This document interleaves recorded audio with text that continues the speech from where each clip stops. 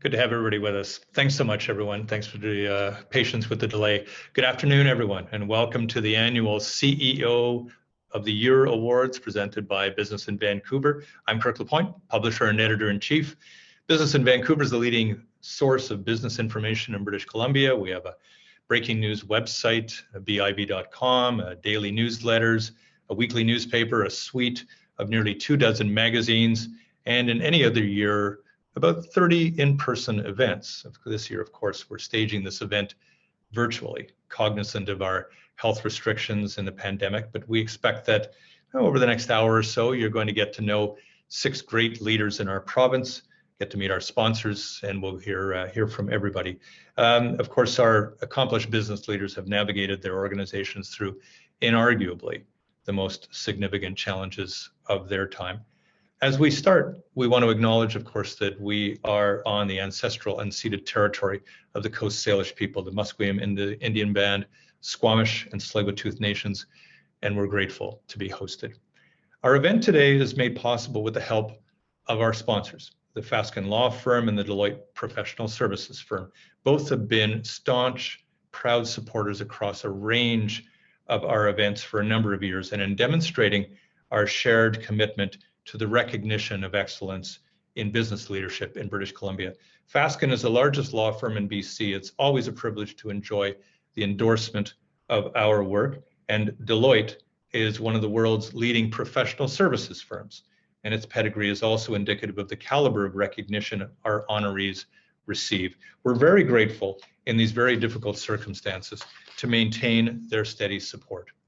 Their representatives today are going to present the awards to our 6 recipients who, in alphabetical order, are Milton Carrasco, President and CEO of Transoft Solutions, Inc. in the small company category, Roger Dall'Antonia, who is the President and CEO of Fortis BC in the enterprise company category, Anne English, the CEO and Registrar, Engineers and Geoscientists BC in the publicly accountable category, Darlene Hyde, CEO, the British Columbia Real Estate Association in the not-for-profit category, Sharzad Rafati, founder and CEO of Broadband TV Corp in the large company category, and Kathy Thorpe, the president and CEO of Nurse Next Door, with the special award of distinction this year. We're going to hear from these winners today on their awards and talk for a few minutes to each on the challenges of leadership in this period of immense uncertainty. So let's get started with our program. Our first award is in the category of small company, and to introduce Milton Carrasco in a moment, I'm going to turn to Will Westering, who is the managing partner of Fasken's BC region.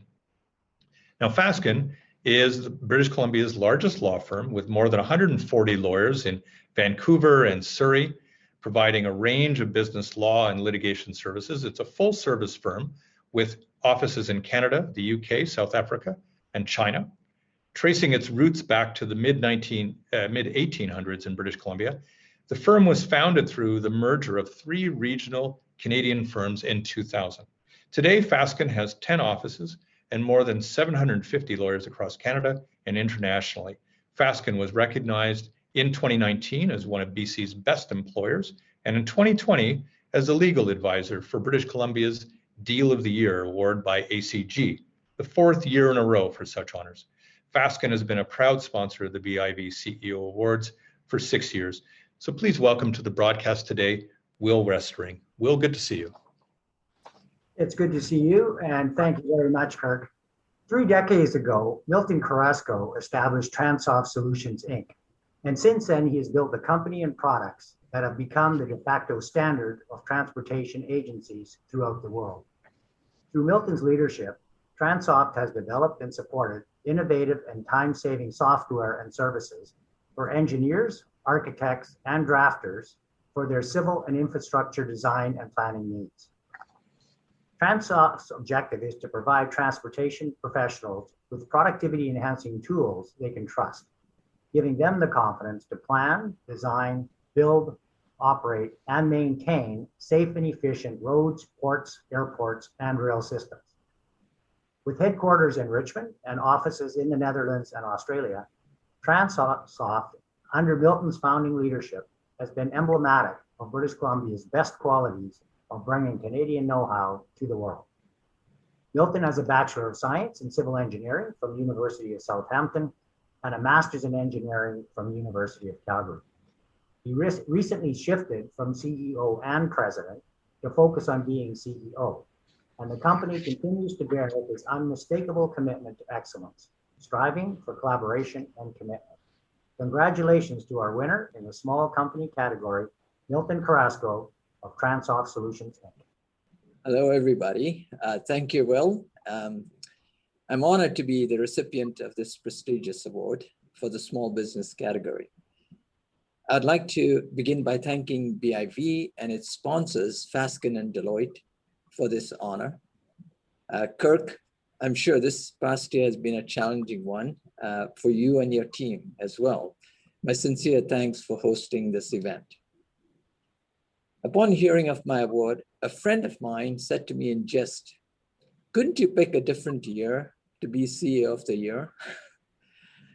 And alluding to the grief that the pandemic was causing.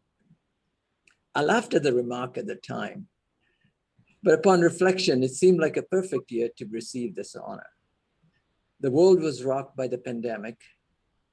Transoft, however, was fortunate to have withstood this economic tsunami that was to follow. I'm proud to report that we ended the year in the black while maintaining revenues at 2019 levels.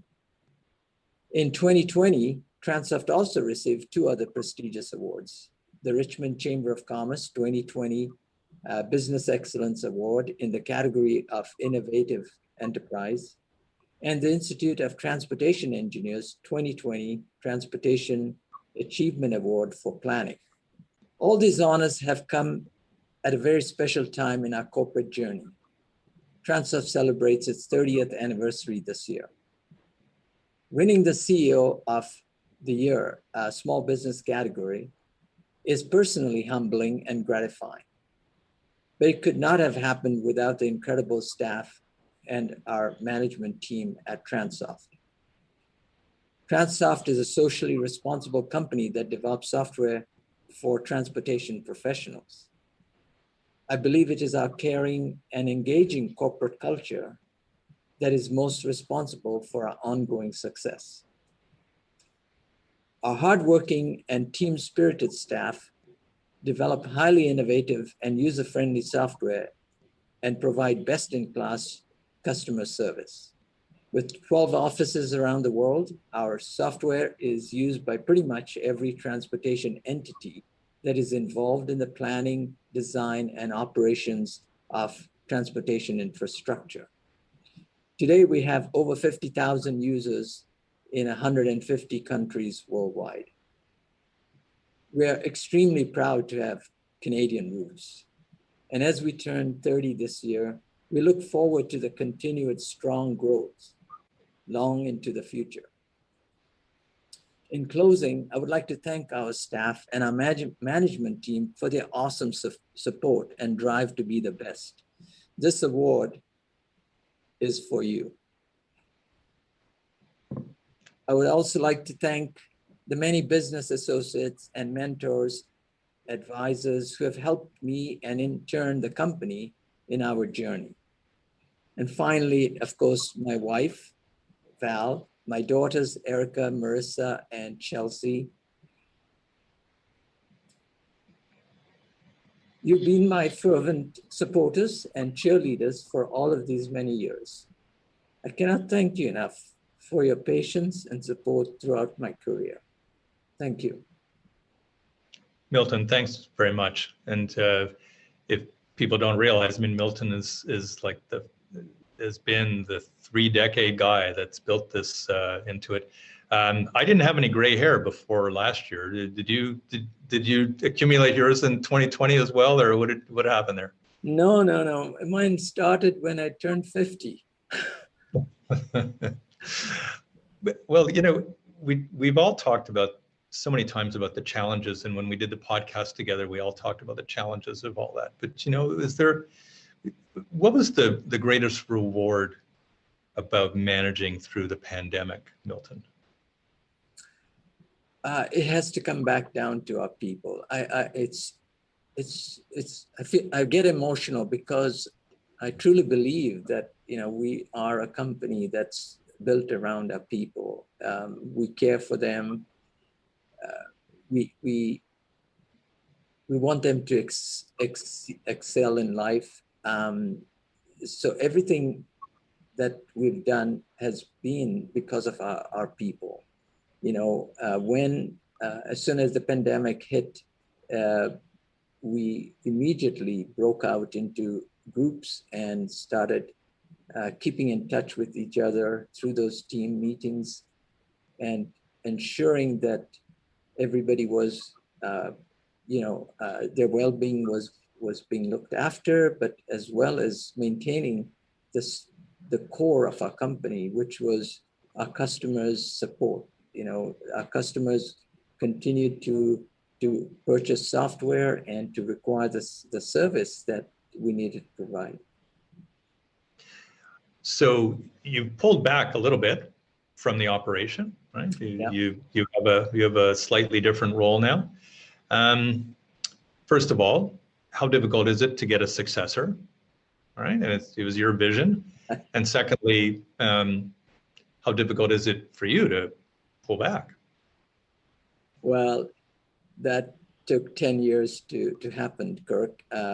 Clearly, the picking of a successor in a company that has no intentions of being sold to others is a long-term proposition.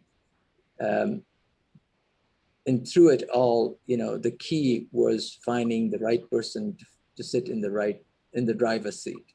And this was truly to be the driver's seat. And really my role now is to mentor Daniel, who's our president, to continuing that journey for the next decades.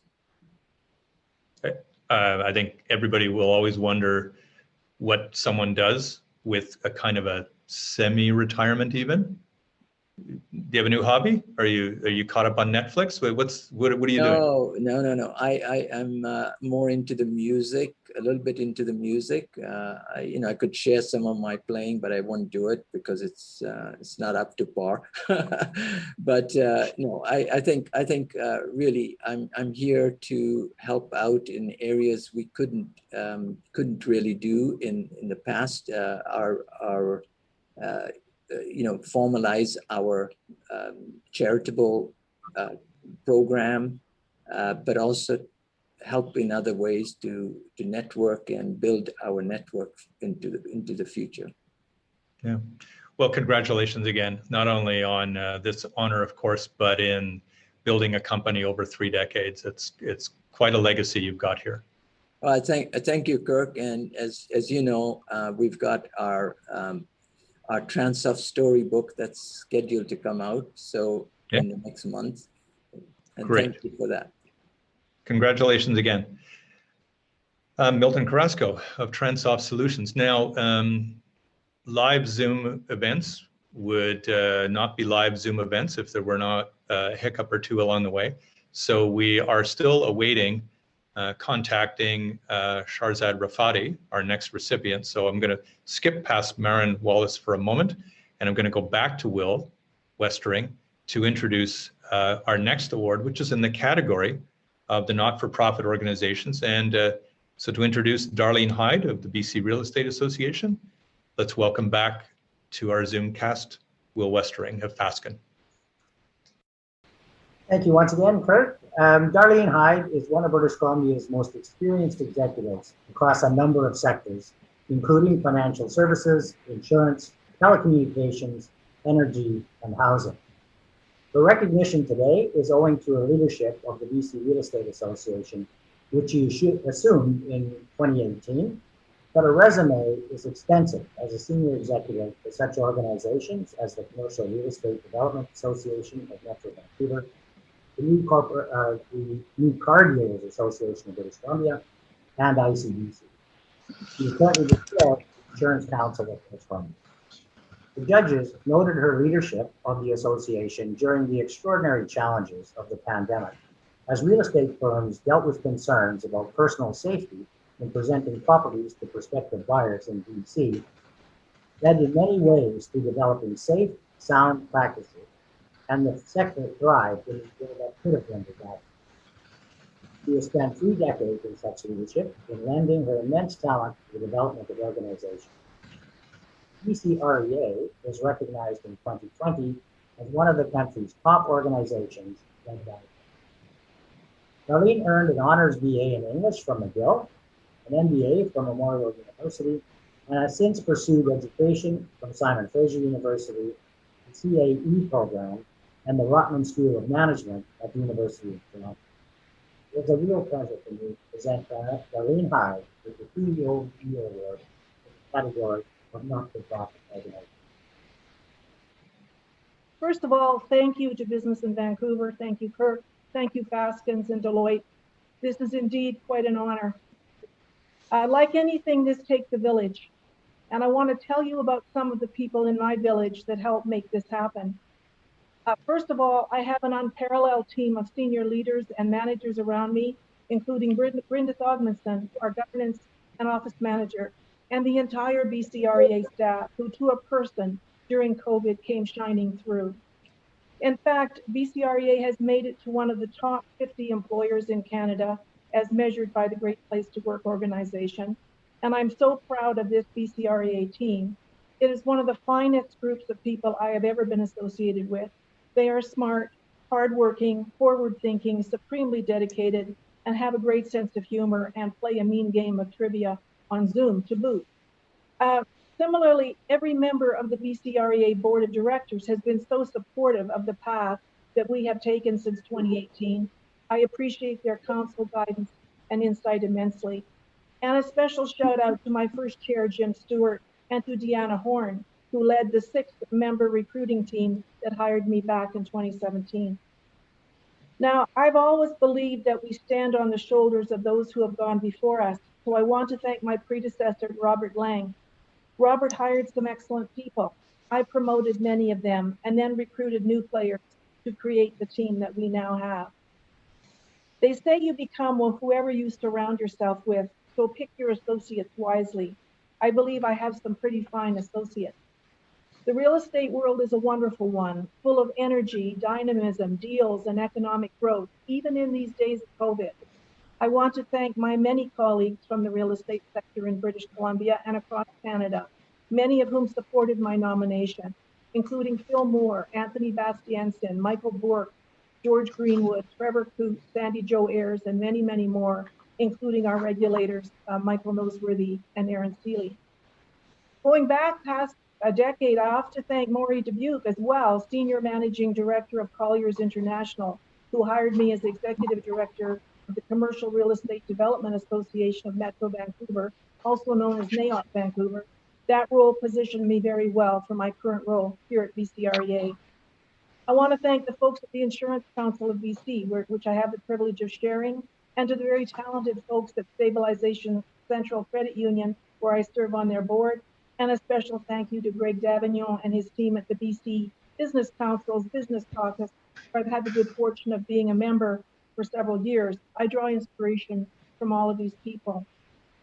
Now, I believe everyone should ideally have at least one role model, and I was lucky to find a key role model at Westminster Savings, where I served for 12 years on their board, several of those years working with Gavin Toy, President and CEO.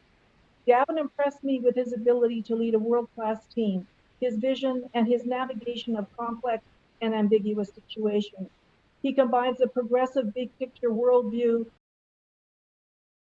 He provided me the template for the kind of CEO I aspired to be, and I want to thank him for the role he unknowingly played in my career development. However, the central figure in my career success has been my dear husband, my life partner of several decades, Richard Hyde, who has followed me literally from coast to coast as my career evolved from St. John's, Newfoundland to Vancouver, with a 6-year stop in Calgary along the way. We've also traveled the world together, from Italy to Iceland to Ireland and countless other points on several continents. He's always been my cheerleader in chief and has taken the view that my career was as important as his own. Our 2 children, Alexander and Natalie, and our granddaughter, Kira, have kept me in touch with how generations Y and Z view the world. My support system also includes my sister and only sibling, Elaine Britton, in my prairie hometown of Regina, a wide network of close friends, colleagues, and extended family right across Canada and the United States, and a number of local ladies who are always up for a laugh or a lunch or a round of golf or a glass of Pinot. You ladies know who you are. So I'm so thankful for the people in my village. In closing, the last 12 months have been difficult and uncertain. Despite these challenges, I am so grateful to see all of us here today, taking the time to appreciate the people in our midst who make a difference in our workplaces and our community. My sincere congratulations to all the CEOs recognized on this virtual stage today, and my thanks again to Business in Vancouver for making this happen. Thank you. Darlene, congratulations. Good to see you. And you know, people should know you have your hands on a lot of different things in this province. You've really served in a lot of capacities as an executive. What did BC REA really challenge you in your career to whether it's an adaptation or a new skill set or a new muscle group that you had to develop there? Well, I think basically it taught me the lesson that if you hired well, then let the people do the work. Get out of the way, because good people will shine through and get the job done. I think Lao Tzu said, be the leader that's invisible, so that at the end, people will think they did it themselves, and they do. So that's the kind of leadership I've tried to employ. But certainly this COVID situation showed us in spades that good people shine through, and to a person at BCREA, the team shone through. People do credit their teams so much, but I wonder what it is that you feel at a stage where you've had, again, so much experience. What it is you learned about yourself? You know, I guess I learned that I have some wisdom to offer, and could offer it at important junctures in the process, that our folks could take things a long way, and then basically I could offer some assistance at certain important points in the process. So I've learned I've got some wisdom to offer. I bet you do. What you've got now is, you know, you've got a new role now. Again, you're changing over, as did Milton in this case here. How do you change roles in the middle of a pandemic? It must be really different than arriving in a big, thick office of people. Well, we were assisted by an incredible digital backbone. We were able to switch to virtual almost overnight, and we were able to get our cadence and our tempo within a few days. And we realized that we had the relationship, the pre-existing relationship, that enabled us to go digital and virtual. And it didn't, I don't think we missed a beat, actually, in that transition. And it actually, I look back at COVID, and I think it was, in some ways, to quote Charles Dickens, the best of times and the worst of times, because while it did bring a lot of challenges and negativity, there's no question, it gave some time for many of us to think through what was really important. And we at BCREA, we believe we've done that. Did you like the job at the end of 2020 more than you liked it at the beginning of 2020? I like it even more, yes. That's great. Good to see you. And thanks. Congratulations again, Darlene. Darlene Hyde of the BC Real Estate Association. Now we're going to, again, keep our order, go back to, I guess, what we were going to do originally in introducing Marin Wallace, who is the client services leader at Deloitte, to introduce our next award winner, Anne English. So Deloitte is one of the world's leading accountancies. It provides audit and assurance consulting, financial advisory, risk advisory, tax, and related services to public and private clients that span multiple industries. Deloitte serves 4 out of 5 Fortune Global 500 companies through a globally connected network of member firms in more than 150 countries and territories. It brings world-class capabilities, insights, and service to address clients' most complex business challenges. Marilyn Wallace is the client services leader for Deloitte here, and she welcomes to the show Anne English, the CEO and Chief Registrar of Engineers and Geoscientists, BC. Marilyn? Thank you, Kirk. It's a pleasure to be here today. For good reasons, engineering and geoscience are regulated professions. Under the Engineers and Geoscientists BC, there is responsibility for protecting the public interest by setting and maintaining high academic, experience, and professional practice standards for over 38,000 registrants. Public safety, good governance, and responsible stewardship are all part of its objectives, and Anne English has been its leader through some of the most challenging times in its existence. Anne has been with the organization since 2012, bringing her skills in organizational development, risk management, and effective governance to position Engineers and Geoscientists BC as a strong, modern, and agile regulator focused on public protection. She has led the organization through major changes to its oversight and legislation. Under her guidance, it has enhanced its governance framework, advanced equity, diversity, and inclusion initiatives for the professionals and the organization. Beyond that, it has introduced regulatory tools and programs that have set the benchmark for professional regulation in engineering and geoscience across the country. Anne is a graduate of the University of Manitoba with a degree in mechanical engineering and a degree in physiology from the University of Toronto. It is my pleasure to congratulate Anne English as this year's CEO of the Year in the category of publicly accountable organizations. Thank you very much, Marianne, for those very kind words. And thank you also to Fasken and Deloitte for your generous sponsorship of this event. And lastly, thank you very much to Business in Vancouver for hosting such an excellent event and sponsoring leadership throughout all of Vancouver. Our whole province is better off for it. I'm really, really pleased to be here today and to have this wonderful award that has been sent to me. And I want to start by saying it's an honor to be alongside these other inspiring CEOs. For me, it's particularly meaningful to be recognized this year when so many leaders have stepped up and made a difference for their teams and for our communities. So thank you so much for this honor. I also want to thank you because I'm an engineer, as was mentioned, and so this award helps shine a spotlight on women in engineering. This past year has been a year to truly elevate the issues of all those who are underrepresented and who aspire to equality and fairness.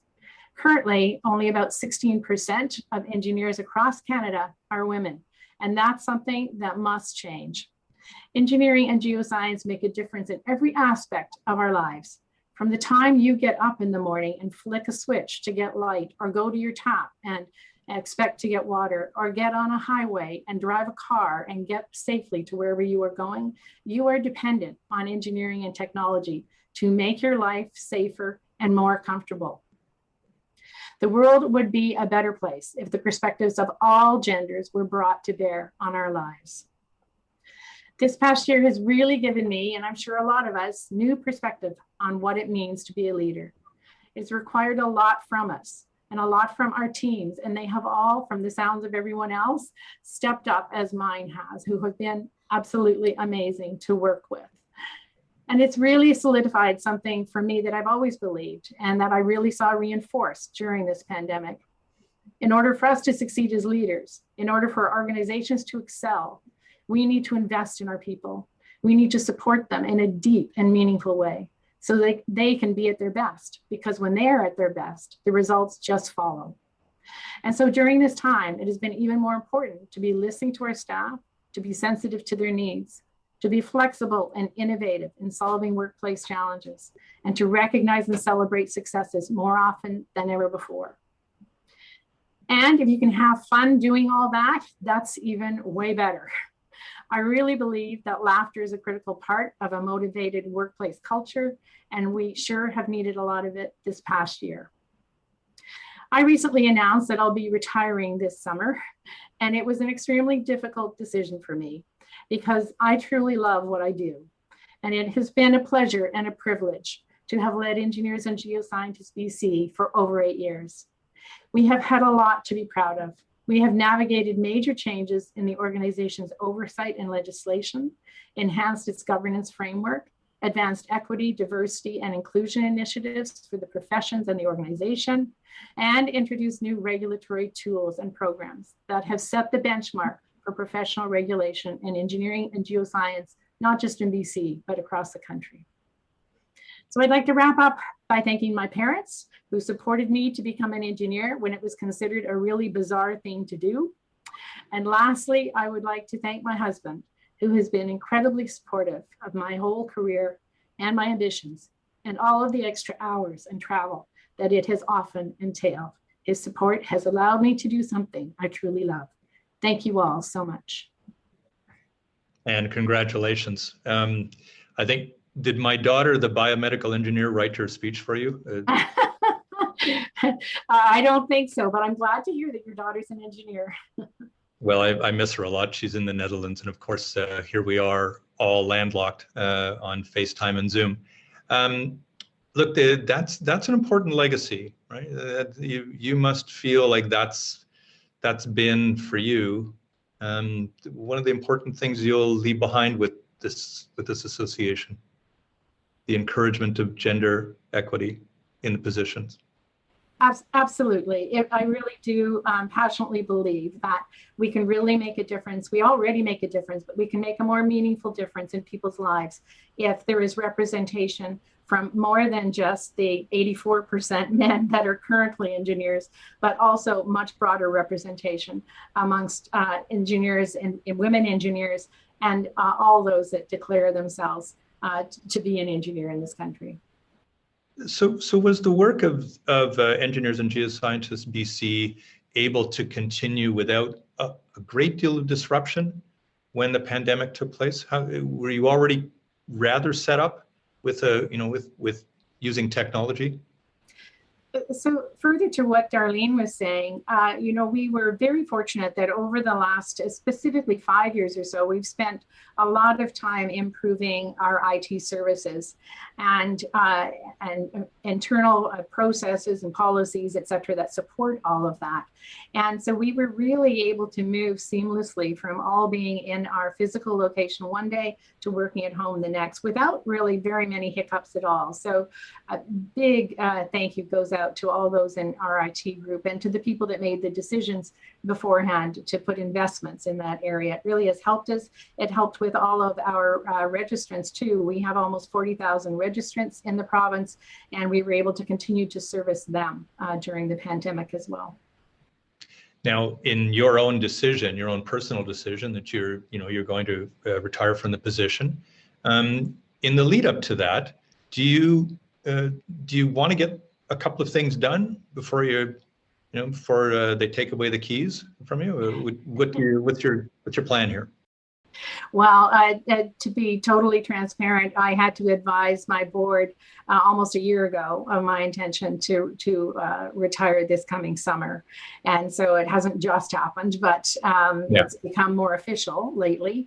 And certainly I did have some goals on my horizon. And one of them was to bring in a parental leave program for all of our staff. We didn't have one prior to that, and we now have a really excellent parental leave program for both the mothers and fathers amongst our staff. And we are also sharing that and encouraging all of our registrants and engineering companies in BC to consider it as well, so that they support young people.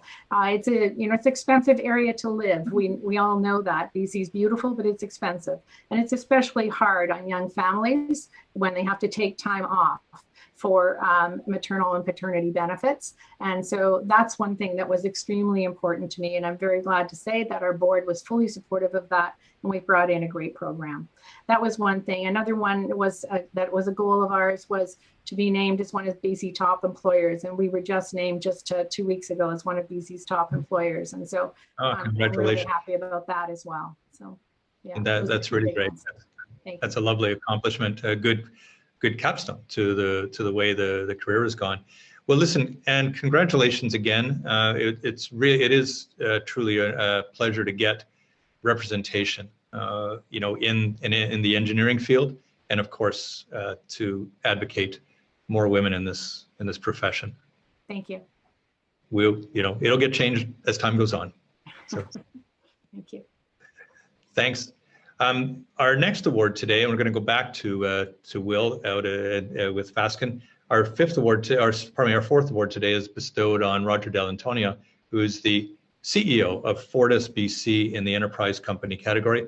Rejoining us now is William Westering. Thank you again, Kurt. Roger has been an executive for more than 2 decades and has been the CEO and president of Fortis BC since late 2017.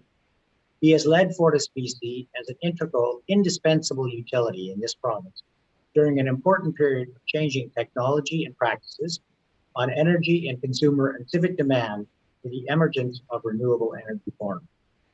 Fortis BC has championed the intelligent use of energy and its conservation in our households and businesses as the British Columbian way. For his innovative organization, under his leadership, the company has distinguished itself bold, innovative organization that has educated the public best practices. Fortis BC delivers more than 1/5 of the energy consumed by British Columbians as the largest supplier of natural gas and LNG, and as a significant hydroelectric provider. Its renewable energy program is seen as a model for consumer choice. It is a leader in biomass, geo-exchange, and in district energy. Roger has led the company into a new era that will see Fortis BC continue to lead the province, which in turn will lead the country to the most efficient and environmentally sound forms of energy for our industries and homes. Roger graduated with a Bachelor of Business Administration from Simon Fraser University and an MBA Finance from the Ivy School of Business, Western University. I'd like to welcome Roger now to receive the CEO of the Year Award in Enterprise. Good afternoon, everyone. Thank you, Will, for those kind words, and thank you very much, Kirk and Business in Vancouver, for the recognition. I'd also like to offer my thanks to the 2 key sponsors, Faskens and Deloitte, who support this event, as this event is a great opportunity to acknowledge the excellence of the business community in BC. I'd also like to extend congratulations to each of the award recipients for their outstanding achievements and their clear leadership at the head of their organizations. This is a proud moment for our organization, and it's with gratitude that I receive this award on behalf of our entire Fortis BC family, from our 2,500 employees, to our management team, to our board of directors. This award is a testament to the collective excellence and commitment of our people to serving our province's energy needs. To steal the old saying, I'm fortunate to stand on the shoulders of giants. As the largest energy distributor in BC, I see this award as recognition of our strategic vision to transform the future of energy here in British Columbia. And that vision is rooted in a focus on safety, reliability, sustainability, social responsibility, and innovation. Our folks live in the communities they serve. It's not often that your customers are your neighbors and the businesses that you visit. This connection to our communities is something that gives all of us at Fortis BC a deep sense of purpose and responsibility. We know the importance of helping the communities that we serve to thrive, to continue earning our reputation as a trusted energy provider. This award underlines that deep sense of purpose.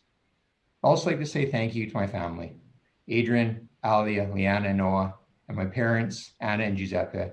The role I'm fortunate to have can be challenging at times, and much of my success comes from the support of my family, who I'm so thankful for. So in closing, I'd like again to congratulate all award winners, as well as thank Business in Vancouver for this recognition. Thank you. Roger, congratulations. Hey, that stuff that happened in Texas can't happen up here, can it? Like, no, I think our system as an integrated energy system is designed for winter. We are a winter climate, so we're prepared. Our premier wouldn't leave the province anyway and go to Cancun, I don't think, so that's fine. I agree with you there. We'll leave it at that. It's enough naughty jokes. I want to find out though, I mean, it is such an organization that probably was also having to deal with a lot of people that were quite concerned about their own finances, right? That weren't sure they were going to be able to easily pay bills and deal with that. And a lot of businesses that were also right away looking at their cash flow last March and wondering if the bottom was dropping out of their businesses and all of that.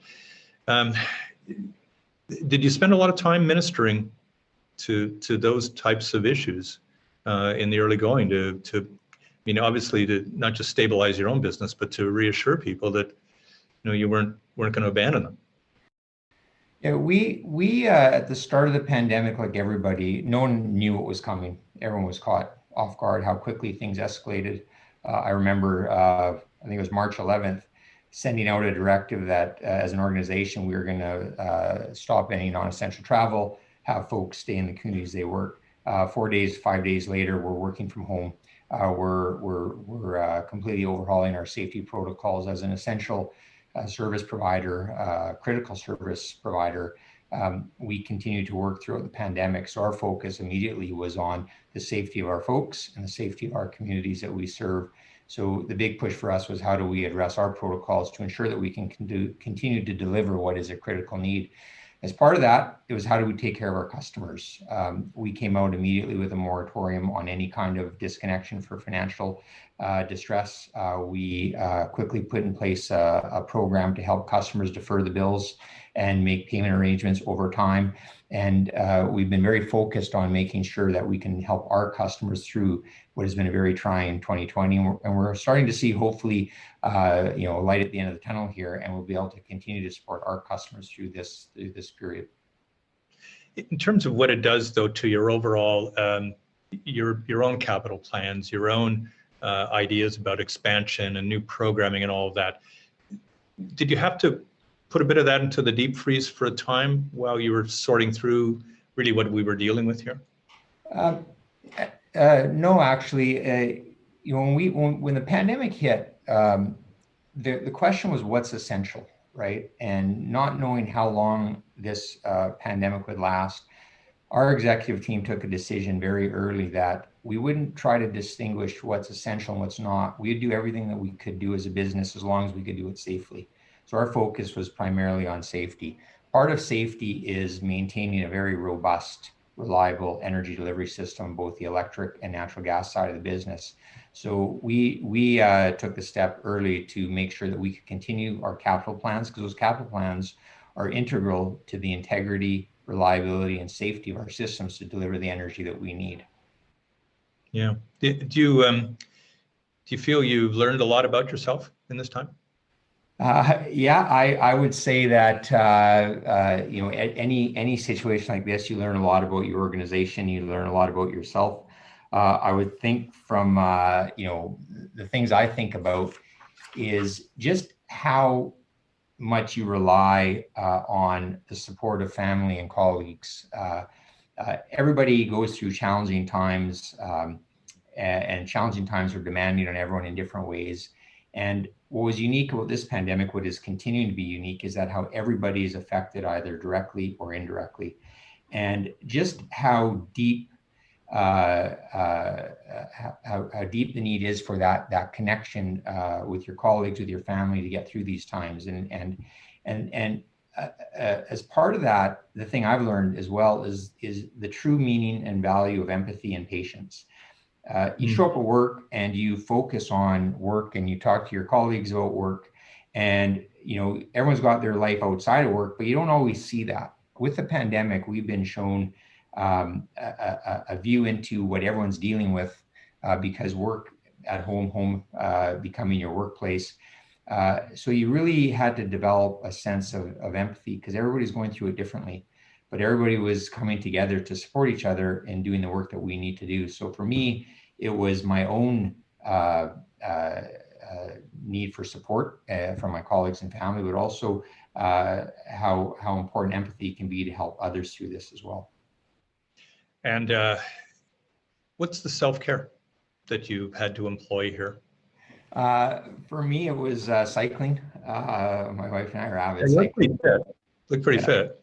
You don't look like you packed on with the weight there. I like to say lean, but no, exercise, be it on a bike, hiking with the dog, and going out with the family. It's very much taking time for yourself. I coach soccer. Well, when we were playing soccer, I coach youth soccer, and nothing is a better tonic than being on the field with the boys and thinking just about what's in the moment and taking time to sort of turn off the work while you can and enjoy the moment that you're in.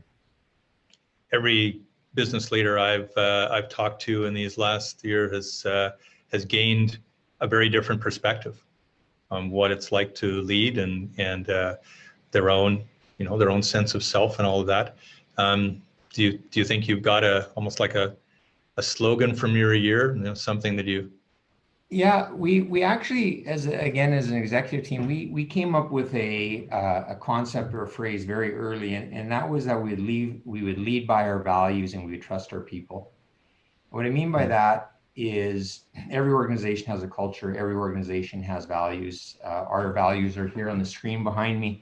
And when you're faced with an unprecedented situation, there is no guidebook, there is no process. So you really find that you have to make decisions based on the values of your organization, and you have to trust your people. And things move fast, and you don't have time to debate. You have to make decisions quickly. As a fellow I work with likes to say, don't let the perfect be the enemy of the good. And make those decisions quickly, but make sure they're rooted in your values and that you trust your people to carry those decisions out, and you'll be fine. Well, Roger, congratulations again. Congratulations on the award. Congratulations on the year and the career. Thank you very much. I'll have a pride of place. Take care. Excellent. Thank you. Now we're going to, we have actually made some contact with Shahrzad Rafati of Broadband TV, and I'm going to put Marin on the spot here and ask you to go back to the original thing that we were supposed to do at the start in terms of an introduction. And if you can scroll that up, we'll get the introduction for Shahrzad Rafati of Broadband TV up next. Perfect. Well, it's my pleasure to present the CEO of the Year Award in the large company category to Shahrzad Rafati, the founder and CEO of Broadband TV Corp, one of BC's most prominent digital media and technology companies. Shahrzad is credited over a decade and a half of leading her company with pioneering a business model that found a sweet spot between big entertainment and fan-uploaded content to sites like YouTube. BBTV is the second largest video property in terms of unique viewers among the world's top 12 countries, trailing only Google. It helps video creators make more money from advertising for its content that runs across the internet.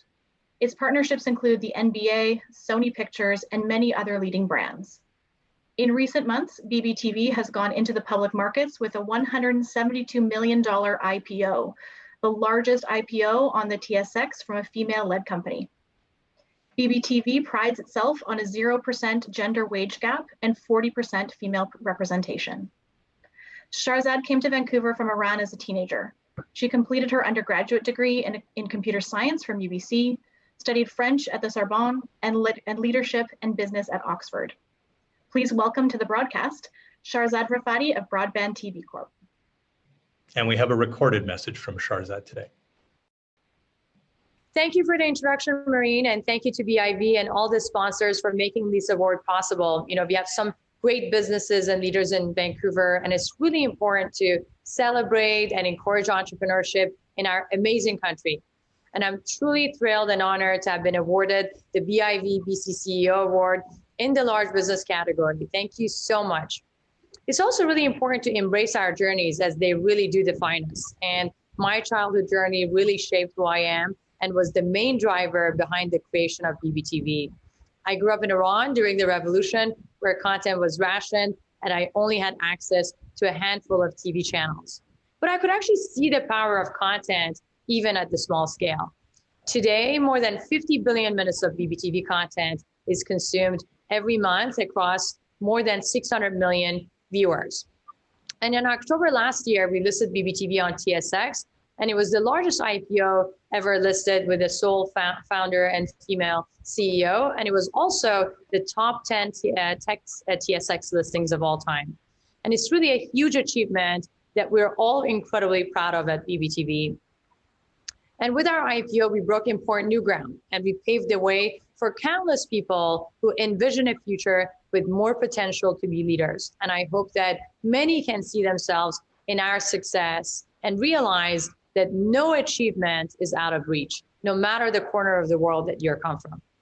And if I look back at everything that we have achieved at BBTV, I'm most proud of the fact that we built a truly quadruple bottom line business, which means that we measure success not just based on financial performance, but also social, environmental, and employee goals. At BBTV, equal is equal. And the gender pay gap at BBTV is 0%. And when we're looking at female representation, we have 40% plus female representation at the board, at the manager, and across the whole organization. But we still have a long way to go across the globe. And if you look at Canada, for example, women earn 87 cents for every dollar that their male counterpart does. And as a proud Canadian, I believe that my story and our story at BBTV is a testament to how anyone can make their dreams a reality with hard work and determination. We also need to do it right, knowing that diversity, sustainability, and care for our communities can foster a more entrepreneurial, equal, and a healthier planet while also powering our economy. I also want to thank my family for always supporting me and pushing me forward. And of course, I want to thank the amazing team at BBTV for making me feel like the luckiest person in the world every day. And this award is for all of us. Thank you, and a big congratulations to all of the winners and finalists. Well, for those of you who know a thing or two about journalism and how we work to deadlines, I just want to let you know that we received that video about 5 minutes ago. So congratulations to Albert Van Zandvoort for spooling it up and getting it on there. But we're really privileged to have Sharzad as one of our recipients this year. She's done an amazing job at Broadband TV. It's become one of the real jewels in British Columbian business. And for those of us who saw the podcast before Christmas, you'll know that she's also such a dynamic leader, really inspires a lot of her company in order to work very, very hard in pushing through. Now, for our final award, it's a special honor, and it's bestowed by the judges this year for particular work by a CEO during the pandemic. It goes to Kathy Thorpe, the CEO of Nurse Next Door, and I want to welcome back to present the award, Marin Wallace of Deloitte. Thank you again, Kirk. The pandemic quickly transformed lives. Businesses closed, we were fearful of the spread of the coronavirus, and we lost many lives as it coursed through our communities, and as we tried to meet the public health challenges to keep people safe. Throughout this, Nurse Next Door kept providing the essential daily care to those who did not have the ability to easily care for themselves. They were even more isolated than they had been, but the workers of Nurse Next Door also had to ensure that they themselves were safe and that they were providing safe for those they served. This was a tall order that no one, not even our recipient today, could have anticipated. Yet Kathy Thorpe has led Nurse Next Door with comprehensive care in a time of immense challenge. Her organization brought thousands of caregivers to British Columbian homes when there were no easy alternatives. History will show that organizations like hers are the heroes of the pandemic, saving lives and preserving physical and mental well-being for so many. The judges determined that this organization's CEO deserved a special recognition in a year that was like any other. Kathy Thorpe has led this organization since 2014 into one of the world's most recognized firms of caregiving. She has a BA in history and psychology from the University of Alberta, has studied family and business advising at the Sauder School of Business at UBC, and has executive program certificates from Geoversity and Singularity University. Please welcome our special recognition honoree, Kathy Thorpe. Thank you. So I'd love to say thank you to BIV for this award and also the sponsors, and also congratulations to all of the award winners today.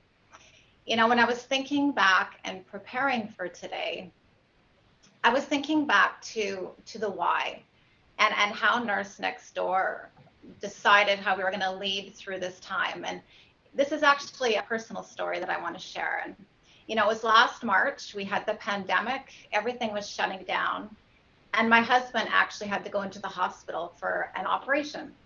And so he went into the operation just as the pandemic was hitting all of us. And fast forward a couple of weeks later, and he needed to have his staples removed. And I was scared. I didn't want to send him to the doctor's office. I didn't know what I was going to do.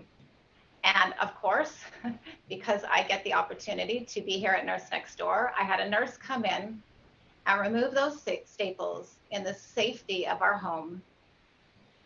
And I really, truly understood what it meant to have peace of mind. It put our whole family at ease. And I knew that at that moment, the impact that I wanted Nurse Next Door to make across all of the communities during this pandemic. So that was our goal, and that's what we set out to achieve. We also learned what it meant to be an essential service during this time. You know, we saw this as a really huge responsibility. We knew we needed to lean in.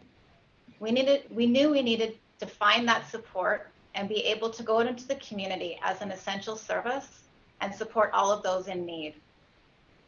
I can't tell you how much of a pleasure and a joy that it has been to be able to support the community during this time.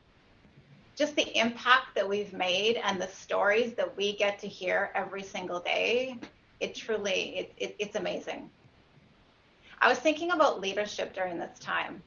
And some of the things that I've loved, you know, having gone through the experience over the last year is that we get to remember that we're all in this together. And I love the humanness that has come out of all of this. And just the fact that we're all people and that we're all experiencing this every single day together. And we get to show up, and we get to show up and be human as people in our experiences. Even today's a great example of that, and I just love it. I'd also like to thank all of the caregivers across our organization, because we truly couldn't have done what we've done without all of them. I'd also like to thank our franchise partners, the Heart Quarters team here, and all of the communities in which we serve. And I'd like to, most of all, say thank you to my family for helping me find our why during this time. Thank you. Thank you. Thanks, Kathy. That's great. You know, when I look back a year ago or so, a little less than a year, I guess, when we really believed that we were right into the pandemic, so many things were different then about our apprehension about the coronavirus. You know, we weren't allowed to touch our face, right? I was afraid to put my hands down on my desk. People were getting skittish about delivering, about our newspaper being delivered, that they were going to catch it that way. So this must have pervaded your organization big time with apprehensions about contact, about spread, about any of that. What were the first kinds of signals you had to say to people to just keep them focused and keep them from really getting overly anxious about what it is they were doing each day? Yeah, it was a 24/7 job, that's for sure. You know, it was stepping into the acceptance that everyone handles these things differently. And you have to go through those experiences and conversations with every person as an individual. And they're real feelings. And how do you step into those moments and just allow that person to go through the fears that they're going through and to help them through it? And then to be able to build on that and share what others are going through with others so that they could realize that they were afraid, but so were other people. And pretty soon, people were realizing that if we talked about these things and we all worked together, we could find solutions on really any of the questions that were coming up. Some leaders, of course, would have been very, how would I put it, not indifferent, but they would have, you know, tell people, you know, buckle up here and, you know, get yourself together and that kind of thing. You had to deal probably with a range of these emotions that were out there in the teams that you've got, pretty dispersed across this your company. How did you keep yourself properly grounded and measured in all of this? Well, you know, having gone through the experience with my husband, I felt that fear. So, you know, being able to understand what others were going through, I think was a great setup for really being able to help lead through this time. I will also say that, getting out into nature and continuing to, run and do all of those things, it just brings you the energy and that power to be able to, step into it every day. Yeah, important also to get a little bit of escape from what you're doing. I want to ask, you alluded to this at the beginning of your remarks and just how important this work is. Are you hopeful here now that we have developed as a society a new appreciation of the caregiver? I would say we're in the conversation. And we need to continue to be in that conversation, and we need to continue and evolve our thoughts on being able to stay in our homes, being able to age gracefully, and that the caregiving role is really the foundation of being able to do that. And I think, I love the fact that the conversation has started. It has moved forward substantially in this last year, and I get very excited for the future of what we are going to be able to do in terms of supporting seniors as they age, and just that opportunity to give them choice. Has the pandemic already altered, you think, some of the direction and course of Nurse Next Door? Will it be different things once we are through the real brunt of the pandemic? I think society sees it differently. I think what was the first thing people thought of when someone aging needed support, home care is now at the forefront of that discussion, and that's where people want to be. And I love the fact that we're trying to solve problems and solve these things together. I love the fact that, I don't think that Nurse Next Door, we can't do it on our own. And I look at all the partnership opportunities to be able to support people being able to stay at home. And those conversations are happening every single day. And I just can't say how many more people have come forward and organizations have come forward and are excited about working with us, talking with us, and really trying to figure out and solve the problems that have come up through this pandemic. Well, as demography indicates, there is going to be a greater and greater and greater need for caregiving in this province. So anyway, I want to congratulate you again. And the judges felt that your honors this year, your work this year, deserved this special award of distinction. So congratulations again, Kathy. Thanks, Kirk. I want to thank everyone today for watching. I know you've learned a lot from our leaders. I want to remind you who they are again. Of course, our 6 recipients: Milton Carrasco, Sharzad Rafati, Darlene Hyde, Ann English, Roger Delantonia, and Kathy Thorpe. A great group, of course, in a most challenging year. And I appreciate their patience, by the way, and how we've had to navigate this time to bring them their awards today, which typically are provided in the months of November each year. I want to thank again our sponsors for their support today and throughout the year as we seek and award our recipients. Fasken and Deloitte nominations for this coming year's awards are open right away. Thanks again today to our technical director, Albert Van Sanford, to the team at BIV for its collaboration on this event.